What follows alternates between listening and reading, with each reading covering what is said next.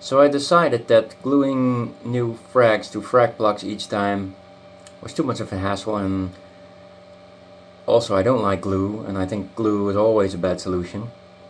So I decided just to break off the frags from the stones or the frag plugs and just drop them in my rings, my frag ring holders.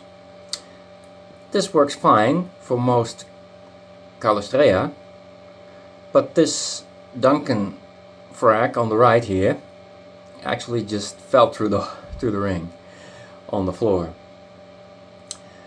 So now I decided to improve the design by making a cross beam underneath the frag plug ring, so the frags can't drop through.